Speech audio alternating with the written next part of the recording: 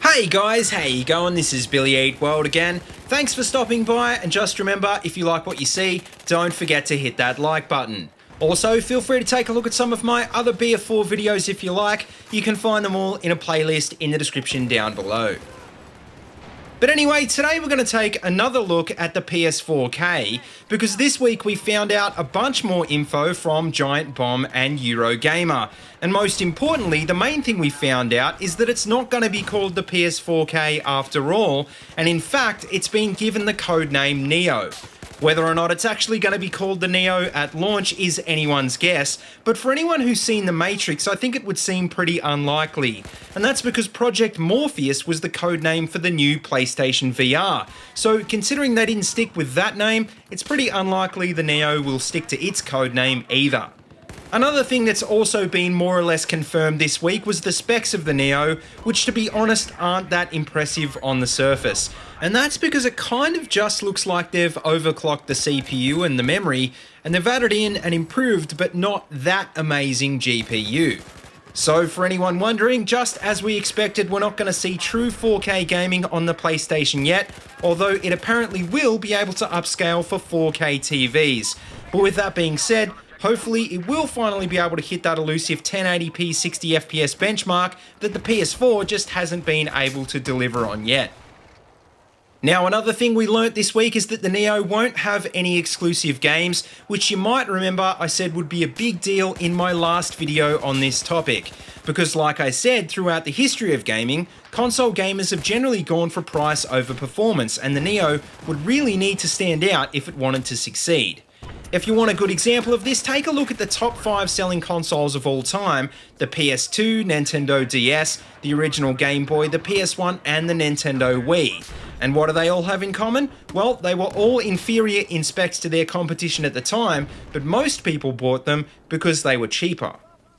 Another thing I said in the last video was that it would be a bad thing if the new PS4 split the current player base between two platforms. And thankfully, we also found out this week that this won't be the case, and in fact it's a priority for Sony that both platforms share the same library and multiplayer servers. So in other words, basically the Neo is just going to run the same games as the PS4, and starting from this October, all new games will ship with a higher quality Neo mode.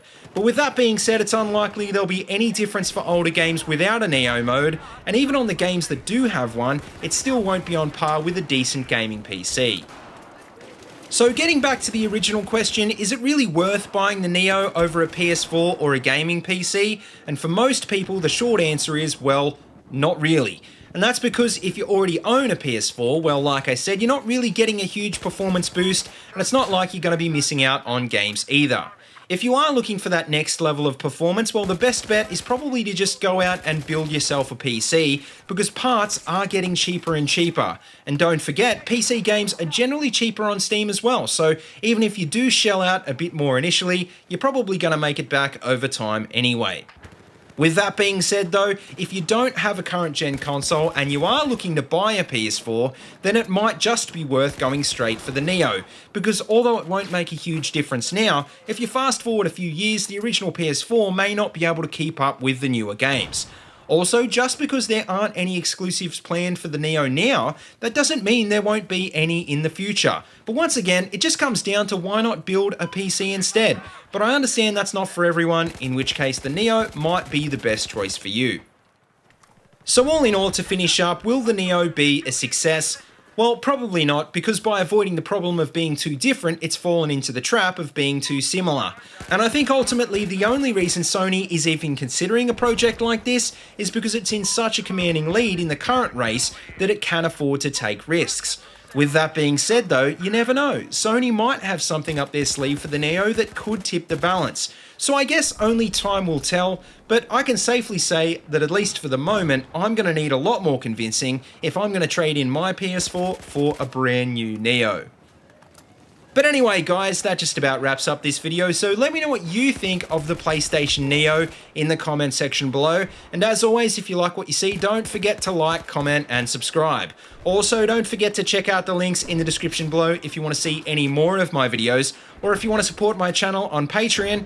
And until next time, see you later, and have a good one.